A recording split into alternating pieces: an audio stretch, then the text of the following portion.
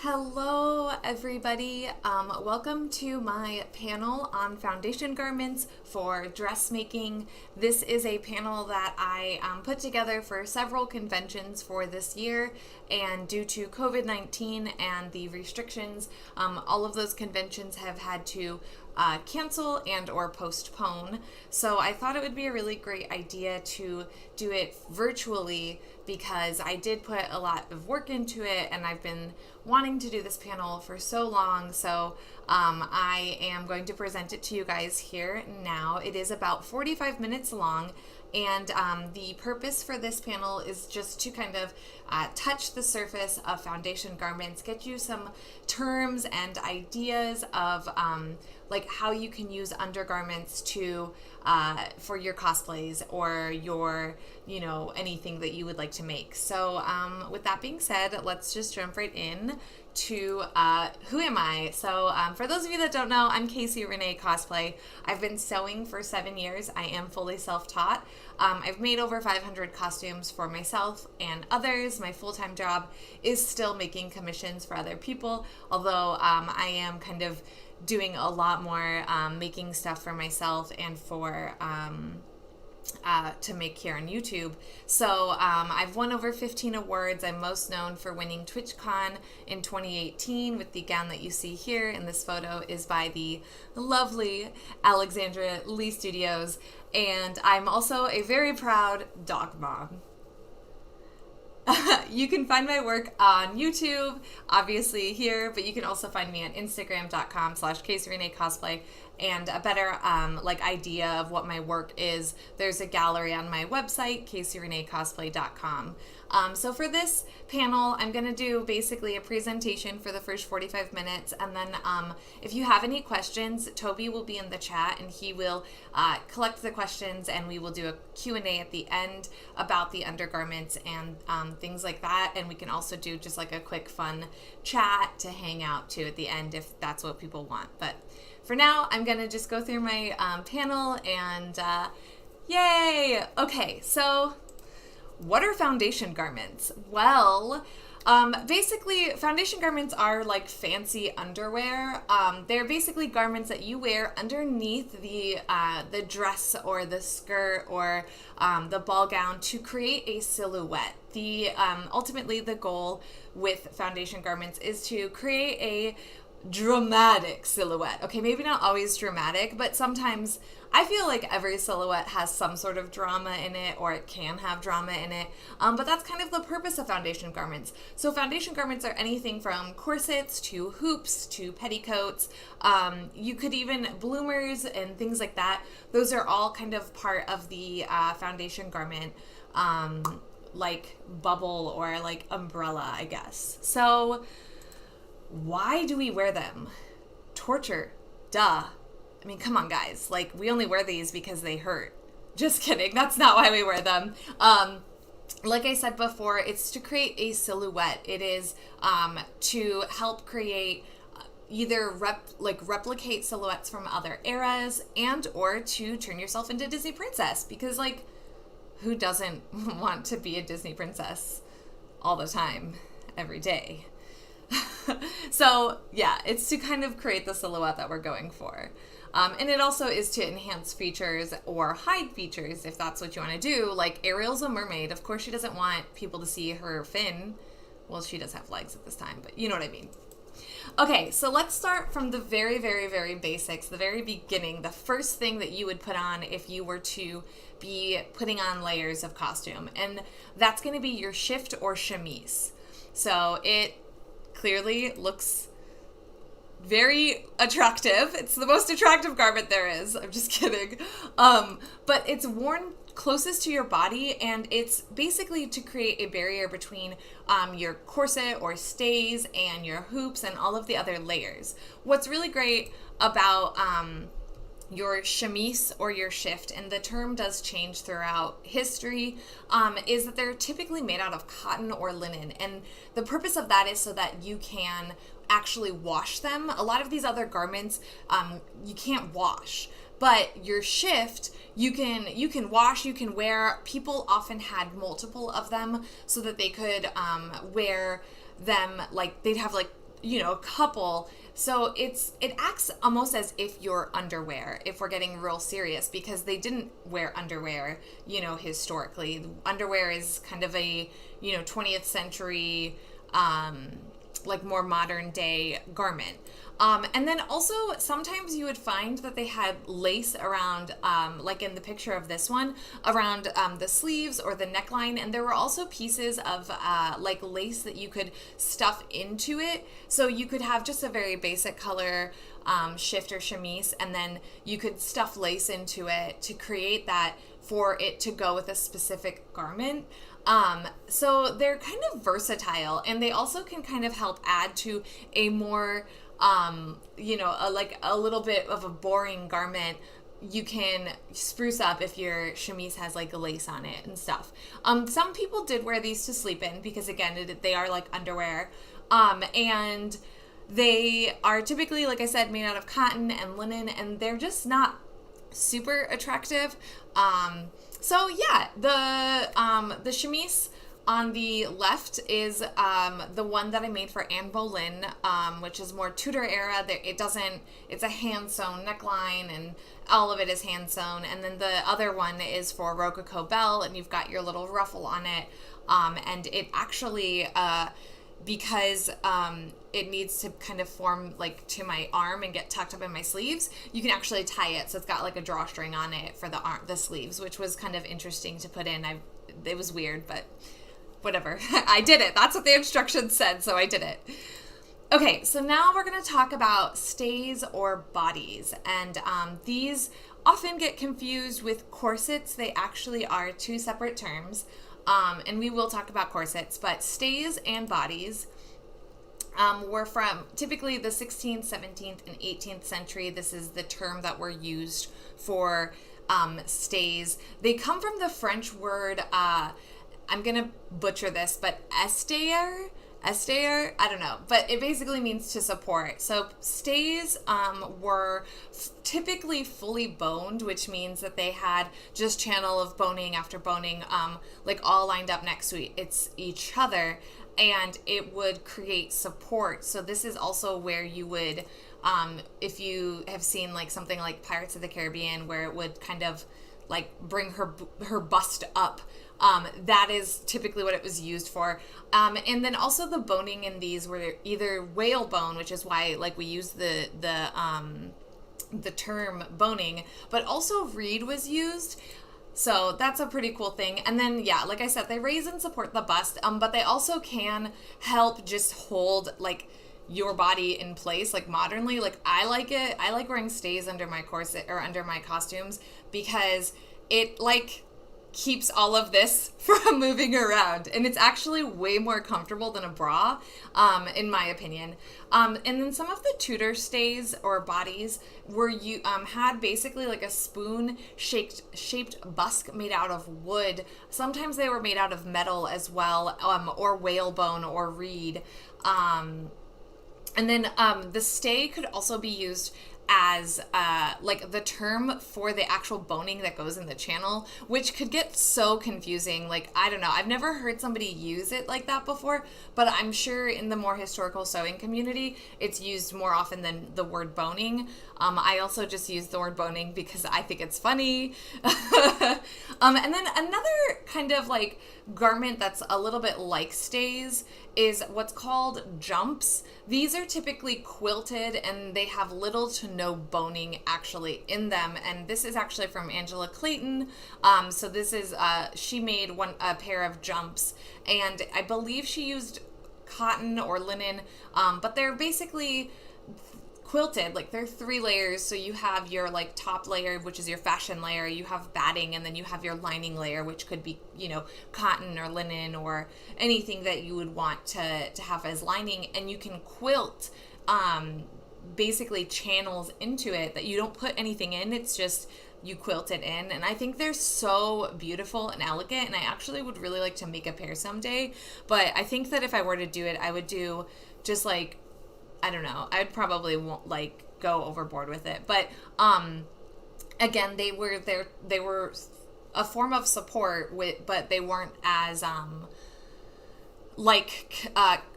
supportive as something that's fully boned, essentially. But they're really cool, and I like them. And then these are a few sets that I have made.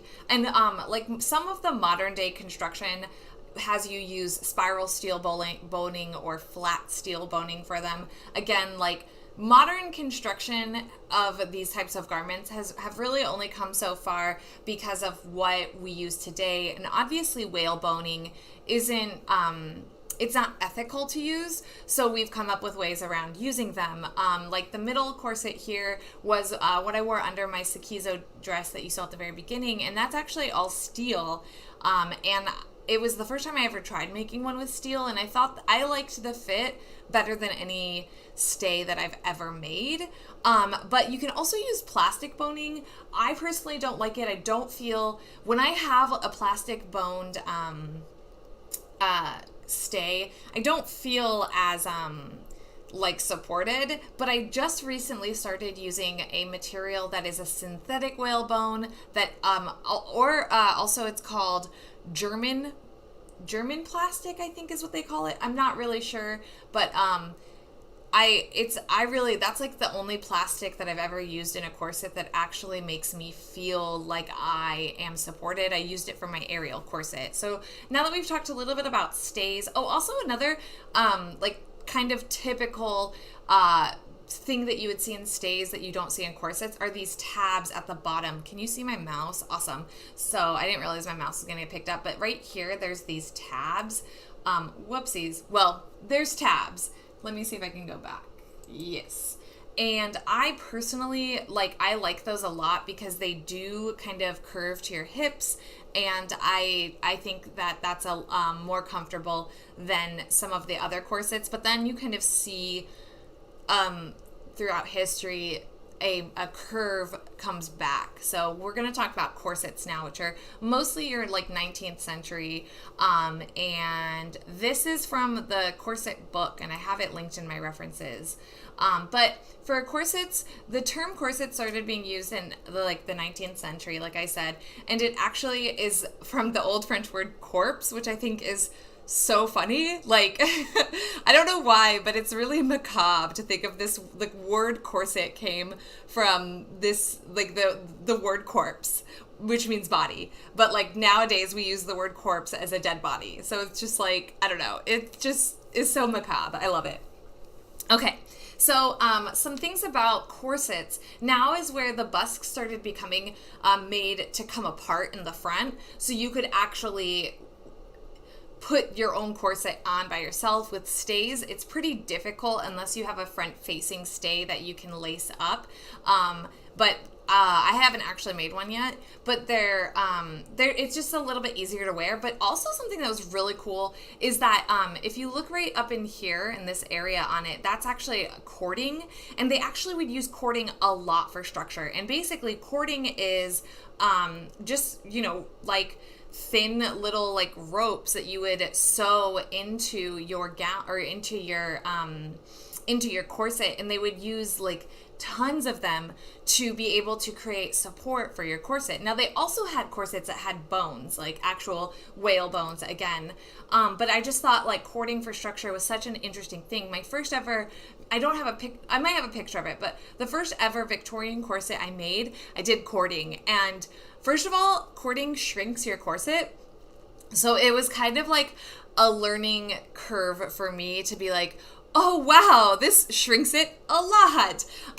But also what you'll see with corsets is because of the way it's laced, which nowadays we can do what's called a rabbit ear lace. So you basically will put all of your lacing in the back zigzagged, and at the very center you will tie it, and you will actually create really big bunny ears in the center, and you'll pull from the center, and that helps to define the waist. And later on, you will see that they create godets. I think that's the word, or is it?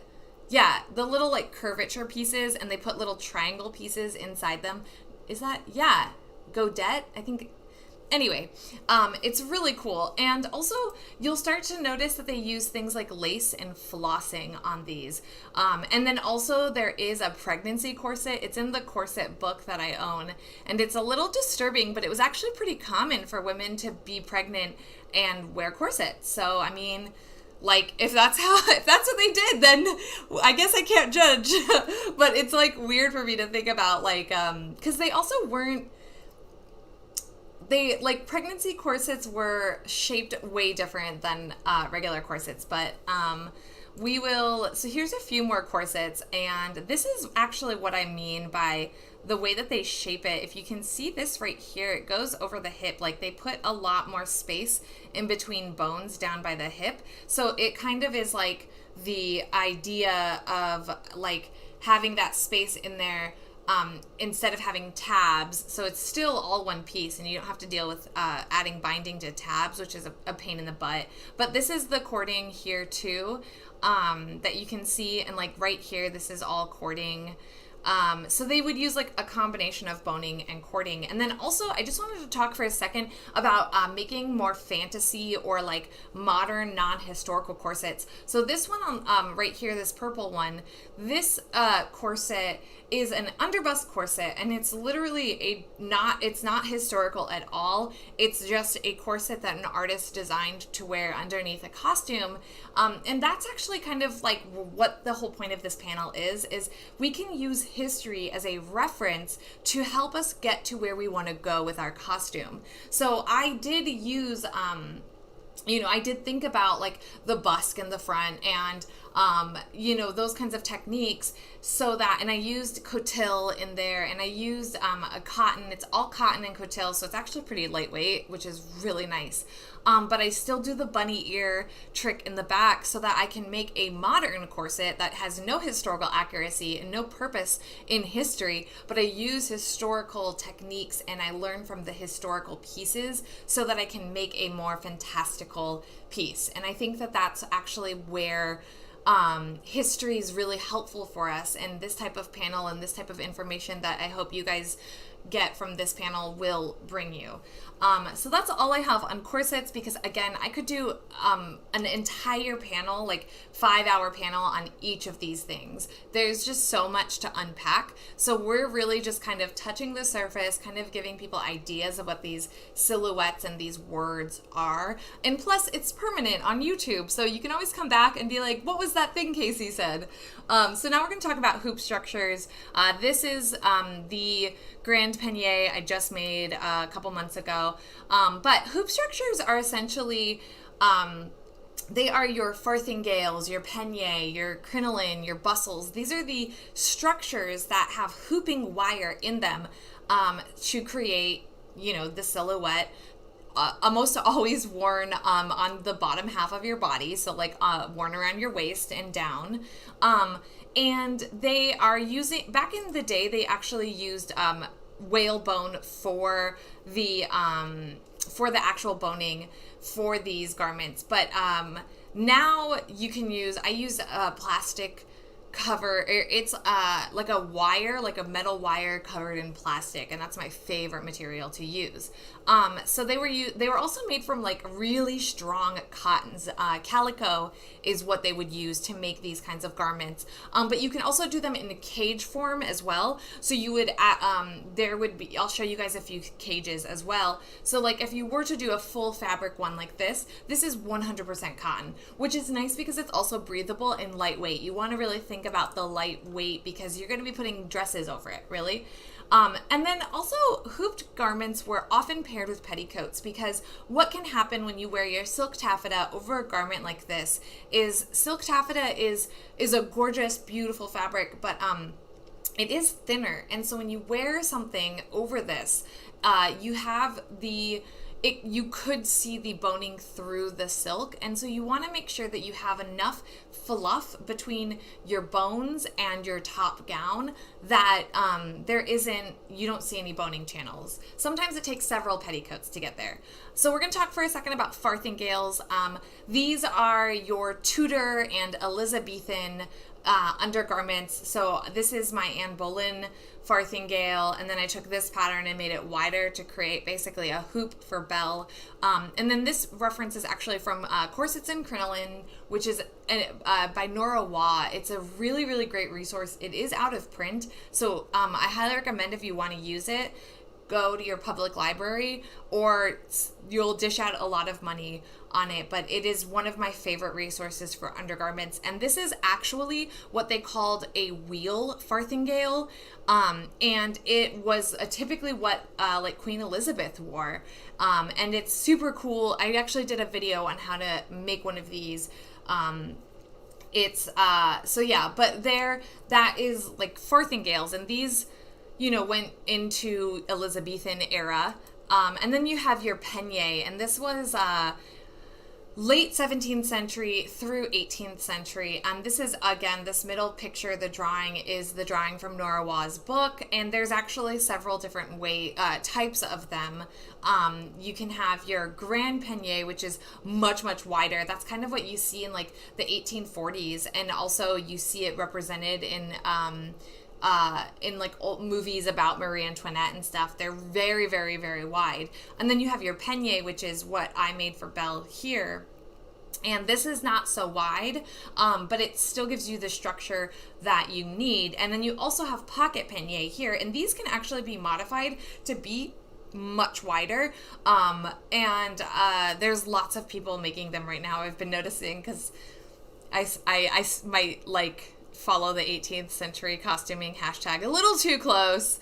But so these are peignet, and they the purpose of this silhouette is actually to create a more of an oval shape. You want to be very wide versus something we're going to talk about crinolines next, and that's very circular and kind of like, you know, almost perfectly proportional around your body. So now we're going to talk about crinoline and actually how crinoline develop into the bustle. There's some really good images I have in here. So for starters, we have our regular regular like just cage crinoline. And again, you can do peignet in this sense. I haven't seen it that much, but it is possible. And this is again made out of just it was made out of whalebone historically, but now modernly I make it out of just, you know, steel boning, boning channels and twill tape, and then cotton. This is your elliptical hoop, and this is going to give you that like a little bit more fuller in the back down the bottom look versus your kind of nicely circular around your body look.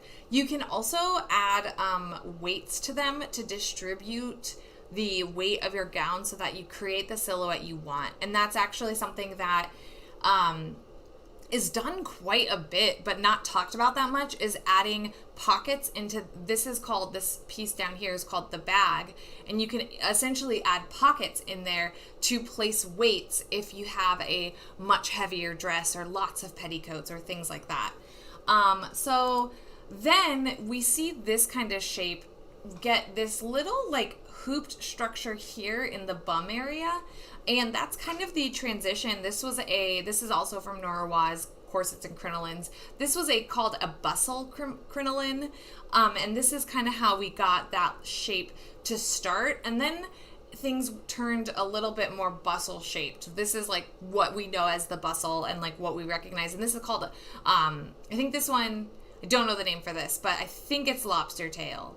I could be wrong. I think the lobster tail actually curves up. But essentially, again, like all of these channels are boned, and it's made out of a lightweight fabric like a calico or a cotton. And so, yeah, most of these garments were, again, like I said, they were paired with petticoats. And this is where things get like insane. So there are so many, like dozens and dozens of types of petticoats. There are petticoats galore. So we'll just start really quick with basically they come in many shapes and sizes. Like I said before, petticoats were often, but not always, paired with with hoops. So something like this right here, there's actually a layer in this bustle area that is tulle that creates this little bit of a lift. So petticoats are often gathers or ruffles or flounces that are layered on top of each other that add volume.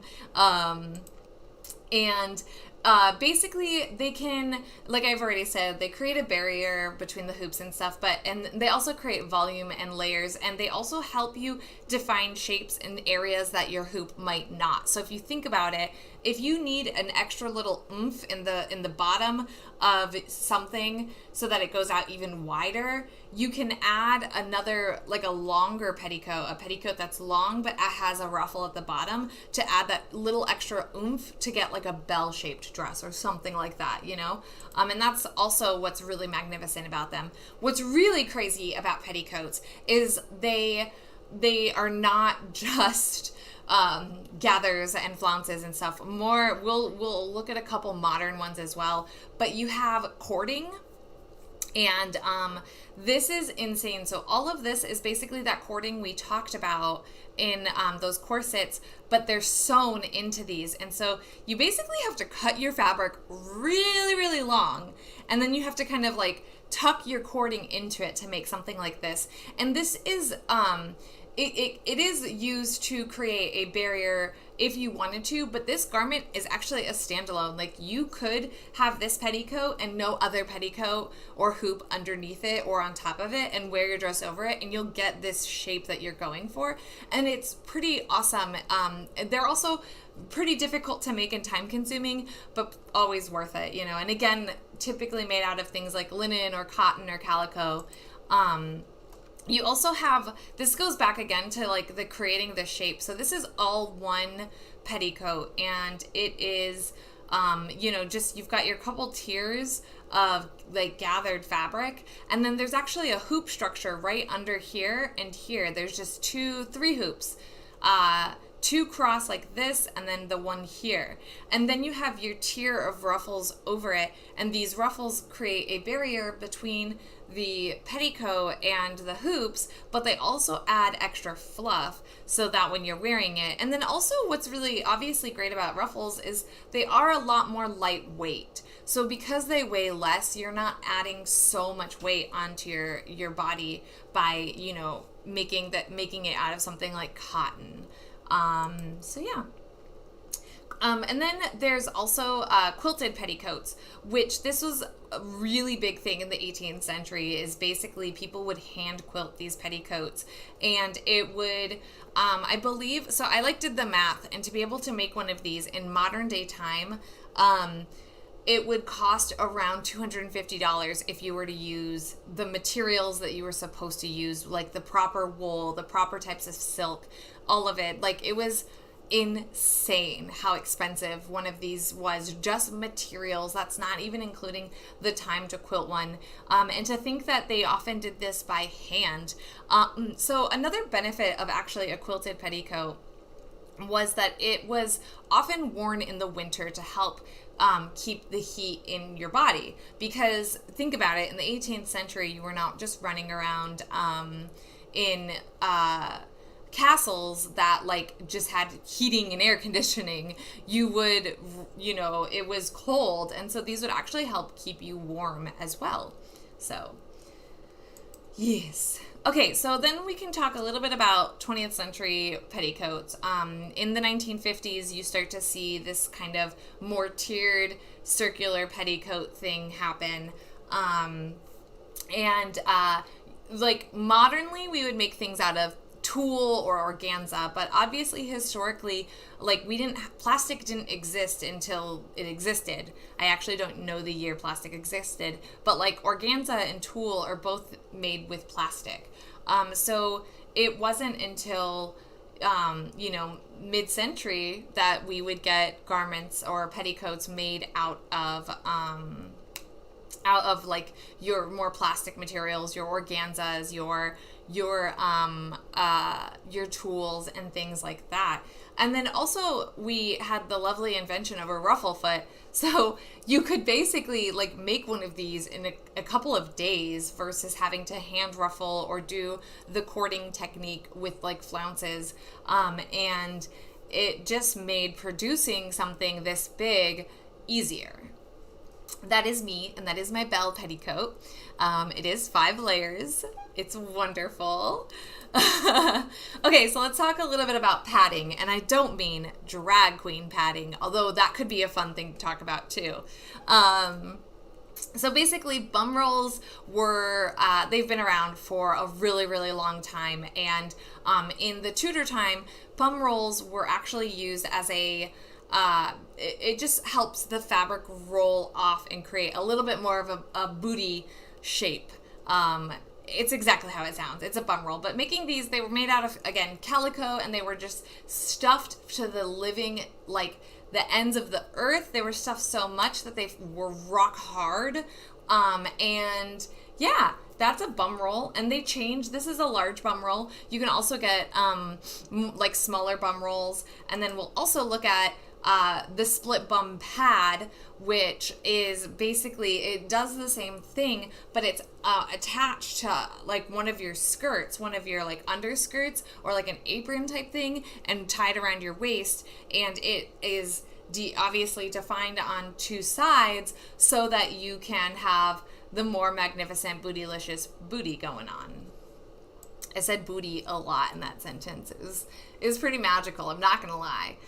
You can also have a bum pad, which is all one piece, like this. And then I've also seen a few others that literally look like couch cushions, like the kind that have like buttons on them. So yeah, that is, oh yeah. And then we also have to talk about I almost forgot about this, bust improvers. So before we had the Wonder Bra, we had bust improvers, and these are actually garments that people would make. And this is kind of something that was done in the Edwardian era to give you the pigeon breast look. So essentially, like what would happen was you could use, obviously, like in this bottom set of pictures here, you could use the bust improvers to underneath your corset to kind of move things around and push things where they need to go. And then you would wear a little bit of a flounced crop top over it to kind of even it out, because the flounces will help the fabric lay and smoothly go over your pieces. So that was kind of something that they did then. And also the chemises started changing in the Victorian era as well, to have this little bit of a button up here and be more, I don't have a picture of the one that I made for my Slytherin, but they were, short sleeved and they buttoned up in the front. Still looked like a nightie, like I was still rocking the nightie vibes.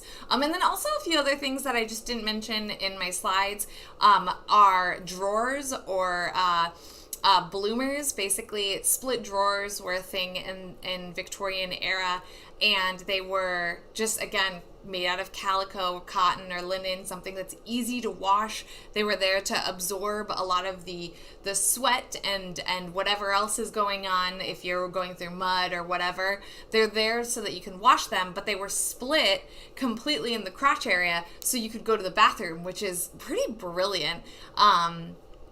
Yeah, so that was another undergarment that was used. It was, it had its purpose. And then there was also an era of time where your chemise and your bloomers were attached and it would button up and like you would have to unbutton it.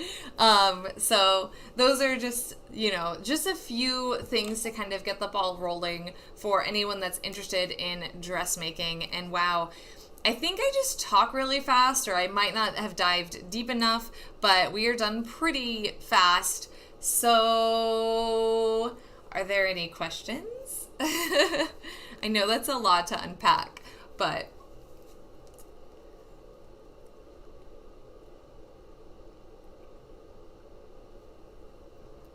can girls, yes.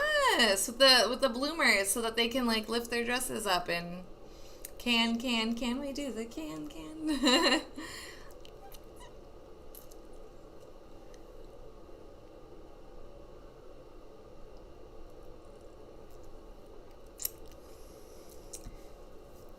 So yeah, if you guys have any questions about, you have questions? Ooh, okay, ask away, my dear. I'm gonna switch scenes. There we go. There we go. Now we can have a little bit more personal one-on-one chat. What got you into dressmaking and the more historical side of dressmaking? So I got into dressmaking because, okay, I've loved Disney since I came out of the womb. Like, I've loved Disney. And I just always wanted, when I finally started learning how to sew and getting kind of good enough and confident with it, I wanted to be a Disney princess. And I liked steampunk. I think my first time ever making anything in the realm of history, which I know steampunk isn't history, but again, like, you know. So I made a steampunk aerial, and I made no legit undergarments. It was 3 garments, like, in general. It was, for being a beginner sewer, it was ambitious, and I thought it looked great. When I go back and look at it, it's like, okay, that was a moment in time. But yeah, so I think that it was just kind of the transition from being like, so now that I know how to do this thing. Oh, and I loved historical dramas. Like Tudors, Reign, Queen Elizabeth. Like, I just love historical movies and the costuming.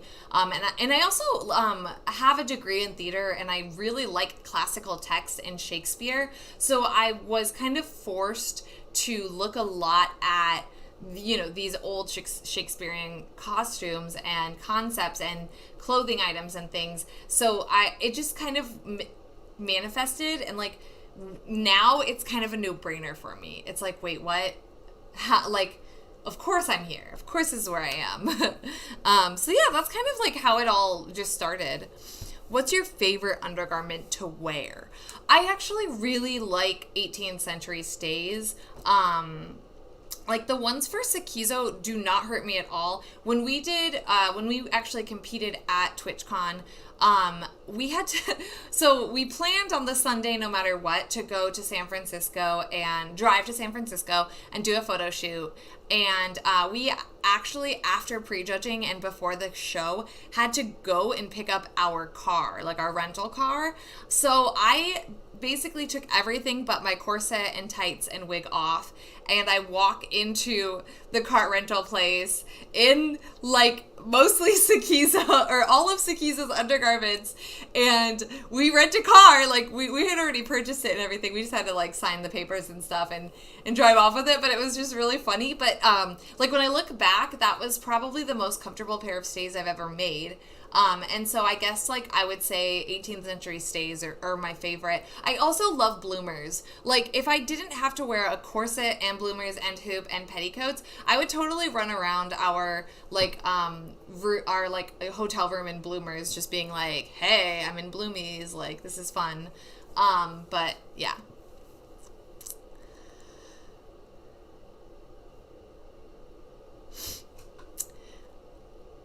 So I swear upon Corsets and Crinolines by Nora Waugh. I think that's one of the best reference books out there, and there are patterns in it. There's also a book called Corsets that is really, really great for 19th century corsetry that I like a lot.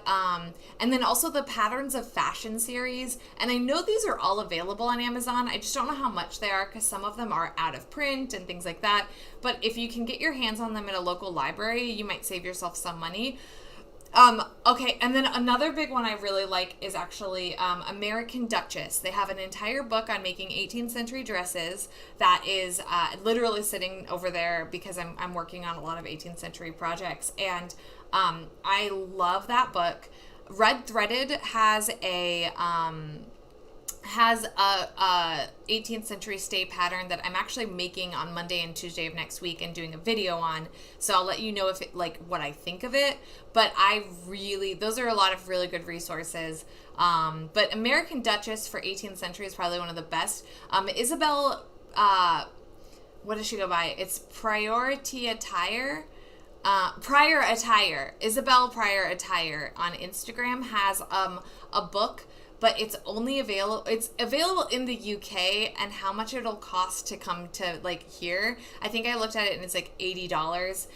But she has a Victorian book that is like on par with the dressmaking book from American Duchess.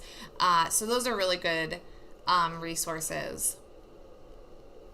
I know modesty was really big, but when off-the-shoulder evening wear came into style, how was the chemise situation for that? That's a good question. I'm pretty sure that's when chemises started being made with short sleeve, so like more tank top style, and they also buttoned up in the front. And so like what you could do is you could basically like button it and pull off this, like, off of your sleeve like this and tuck it all in. And it was easy to tuck in because that's also when they started wearing short sleeves too. You're talking about the Romantic era, right? Like 1850s-ish, I think. So yeah, that's what they would wear was like a short sleeve chemise. Also, if they still had, because you also have your Regency era, which I didn't even really cover because I personally don't know a lot on it. The whole purpose of this panel is to kind of get you guys going and get the ball rolling for people so that you have terms and like resources, because that's not something I had when I started. And trust me, the internet is a deep, dark place, and it is very difficult to get where you want to go with no resources and no information. Like, you type in Anne Boleyn and the amount of things that come up, and it's just a lot. Right? And then to know like the actual content versus, you know, the fictional and things like that. So yeah, I think that answers your question, Shane. I could be wrong.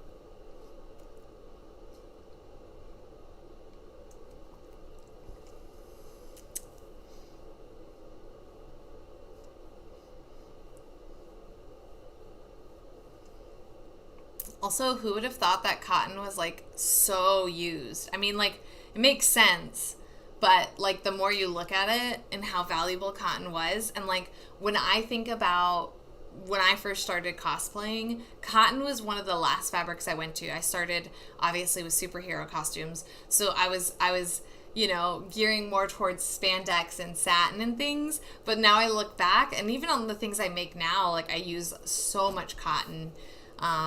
But yeah.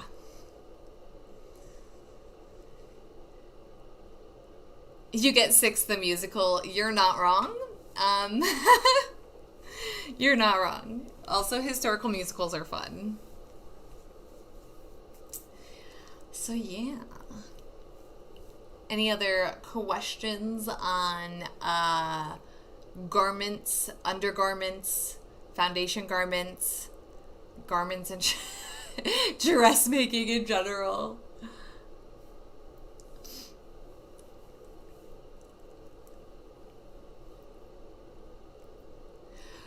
Oh, that's a good question too. I think some swimwear was made in wool too, wasn't it? I don't know too much about like swimwear. I've never really researched it. What would you recommend making for an experienced sewer who's newer in making historical garments? I would personally say that you should pick something that you will love. It's kind of just like, it's kind of like every costume you pick, right? But I say pick something that you would love, because you're going to be spending a lot of time with it, not just in the sewing aspect, but in the researching aspect, in the aspect of, you know, finding the right like information out there to get the correct pattern, or having to draft your own pattern. The amount of time that you have to kind of spend with a historical garment is going to be a lot. And so whatever you do choose, I would recommend it being something that you're like, I I want this so bad. Like, and if you are experienced at like sewing, you already kind of know what you're getting yourself into. So there's really no, like, there's nothing that you can't do. Like, I believe, like, I started doing historical costumes when I was not experienced. I decided, like, I was just going full in, and look, you know, it was semi-successful, you know. I'm just kidding. But yeah. But I would start with an era that you love, and maybe do something like conceptual. You know, like, think of like Hogwarts in history, and like pick like whatever if you're a Harry Potter fan, or like if you are a Disney fan or a Marvel fan, and you want to do like, you know, Doctor Strange in Elizabethan era or something. I definitely would just pick something that you gravitate towards and that you just love, and that way when you are going to make something, you can. And I also would say start making foundation garments. Like, if you are thinking now, I think I want to make an 18th century gown, start making a pair of stays. Start making, you know, pocket peignets or peignets, so that you can kind of dip your toes into that research aspect and that process. And when you go to make the final, like the outer garments and things, you will already have like the undergarments, so you can also have something to drape over if you like to drape your own patterns. I'm still not like the best pattern draper in the world. I am, again, being self-taught, like I have to basically make things up as I go until I get what I want, and then I like have to document it, like, this worked, okay, this is how I'm gonna do this. So I definitely would say that a great like costume or place to start is start playing around with foundation garments, because then it'll make draping anything you're going to make to go over them much easier. Or if you're going to use a commercial pattern, it'll make making mock-ups and doing the fitting process much, much easier. Whenever I make anything, I always start, I almost like habitually start like chemise, corset, hoop, you know. Sometimes I've, you know, do it differently, but it's almost always like those steps. And I also like suggest for anyone that is just trying to make Disney princess gowns, you don't have to like stick to historical garments at all. They are just a jumping off point. Like, I have personally found them to help me get to the final place that I'm going with my ball gowns faster by just knowing and understanding some of the terms and silhouettes. It really just limits the amount of research I have to do, and for competition in general, it helps me have somewhere to start, and it also helps me have a direction to go in. So like that is essentially how like I see it. So yeah. Any other pressing matters? Toby over there says, great job. Thank you. You did a fabulous job as well. Thank you, Mr. Moderator.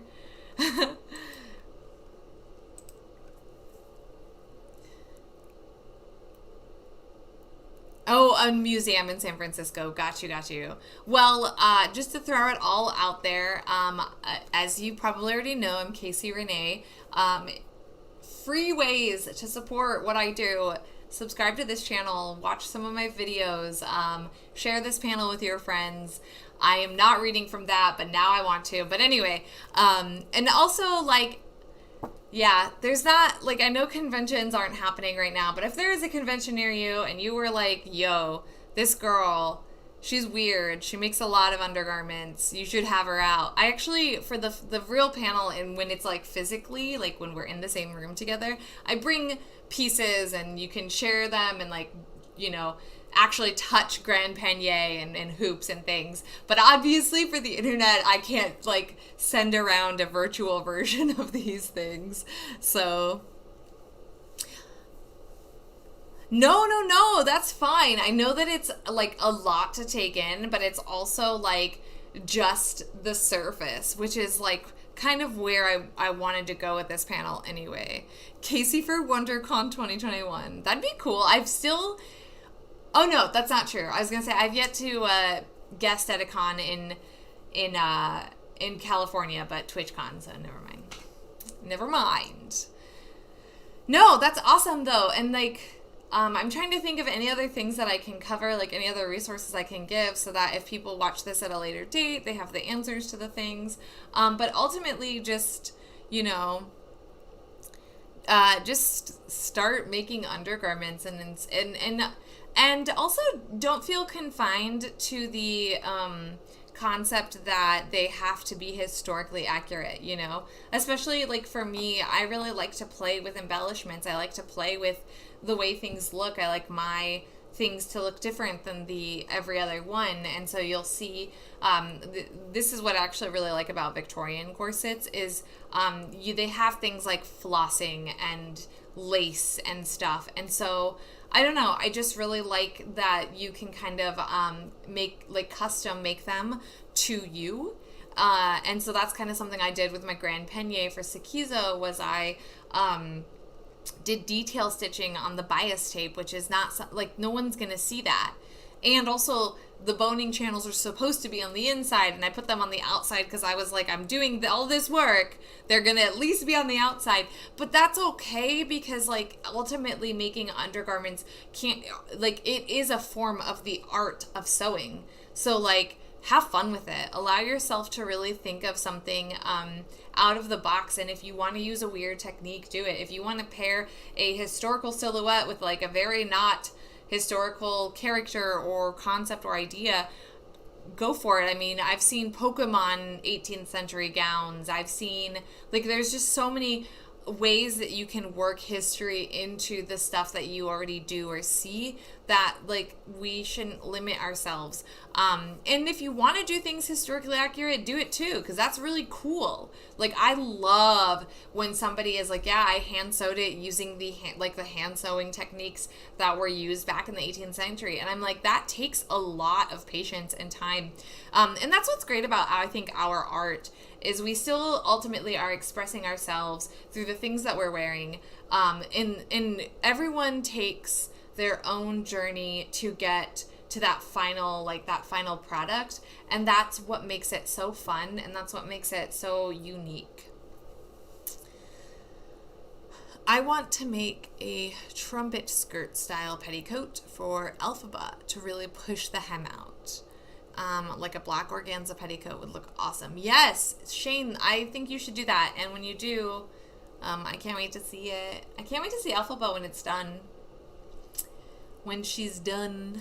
All right, guys. Well, if there are no more questions, then I think we're going to call it for the day. I hope everyone has a lovely weekend.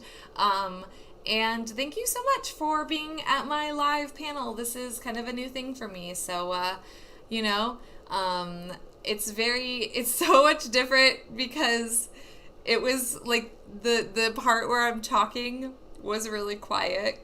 You know, like, at least in a panel room, I have like faces I can look at. On the computer, I'm just like, and that's another corset, and that's another hoop. But thank you guys seriously for watching this and for supporting my channel and everything. I will be uploading a new video Sunday, and my new series starts Wednesday, and I haven't announced it yet, except for on Patreon, but they know everything over there.